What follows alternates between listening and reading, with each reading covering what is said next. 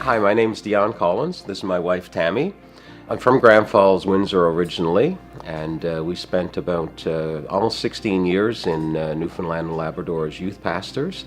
And for the past 13 years, we've been with the Billy Graham Association of Canada, living in Calgary. I just remember the first time when I was in Bible school, just going to a Billy Graham crusade. And I don't think at the time I really realized where I was and the significance of what I was seeing.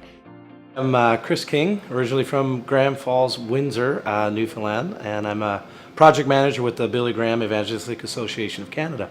I currently live in Calgary, that's where our head offices are, and I've lived in Calgary for quite a few years now. And so I primarily deal with students and children and a lot of the production side of what we do.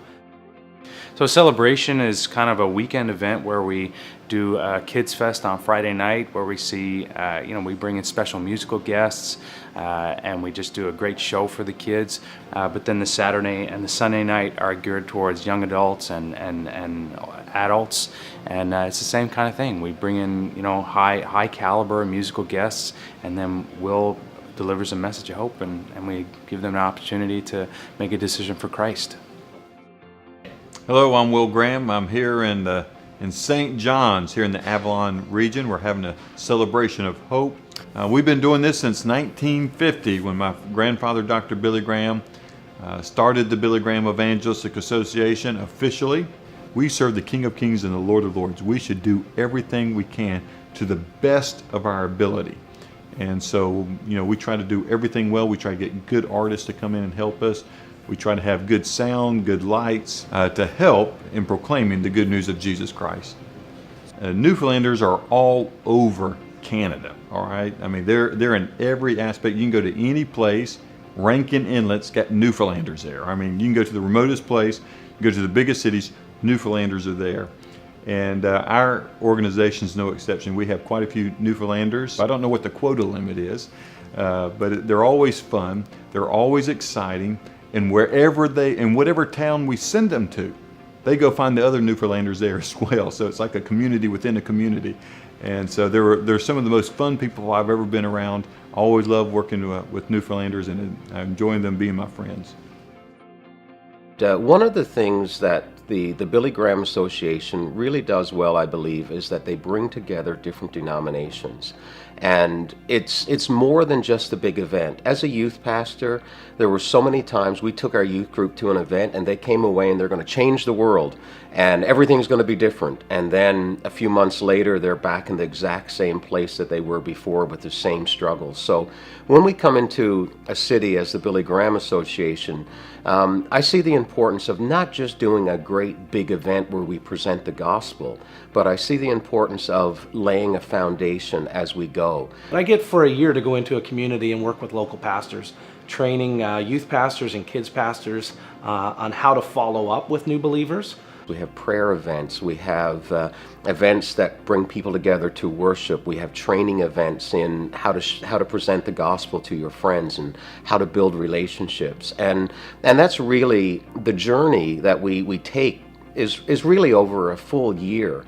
And we lead up to the big event. And then when we meet at Mile One Center or at the Joe Byrne Arena in Grand Falls, Windsor, or at the Broomfield Arena in Happy Valley, Goose Bay, we present the gospel to the community, but it's more than just a big event. We've laid the foundation. After the event is over, our goal is to follow up with every person who makes a decision for Christ and to put them into a local church. After the weekend's over, our work just begins, and we start to follow up, and we send those names to the churches, and the churches, the pastors and the committees, they follow up with them just to make sure they're plugged in and they start to grow in their faith. And so it's sure is a journey right from the very first day until we leave, but it continues well after that as well. We believe that's very important. We just don't want to come and get people to raise their hands or come forward and ask Jesus in their heart.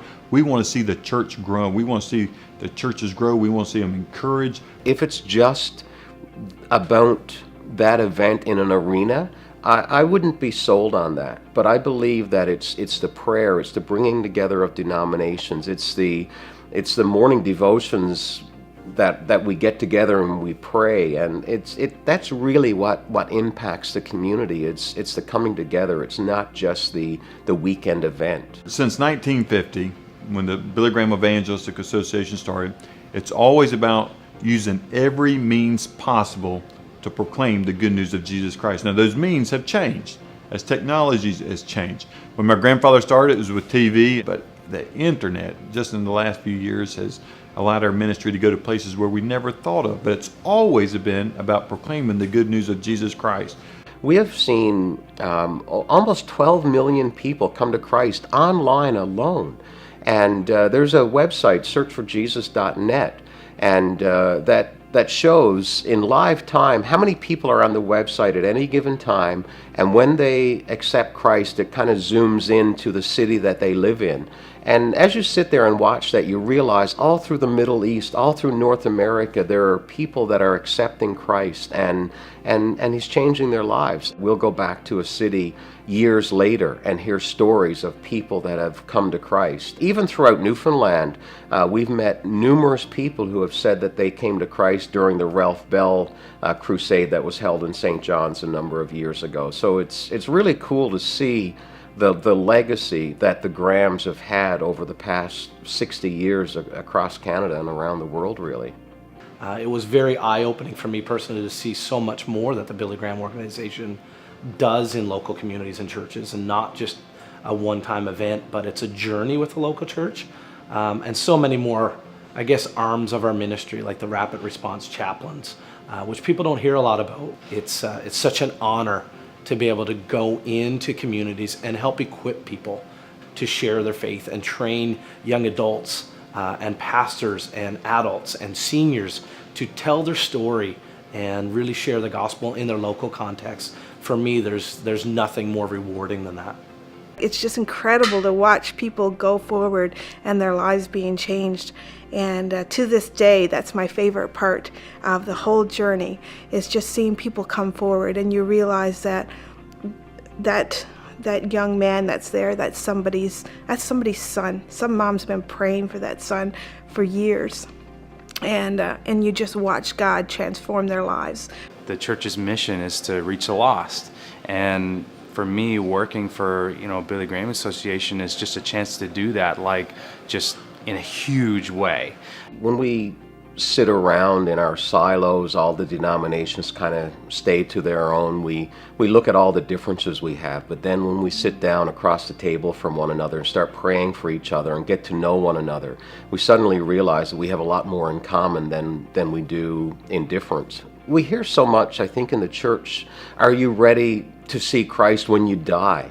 But I believe it's much broader than that. And I think when we ask Christ into our heart, it's not about being ready to die, because the message is that Jesus is alive, and He wants to have a relationship with us today and help change our lives right now, not just when we die and it's time to see Him in person.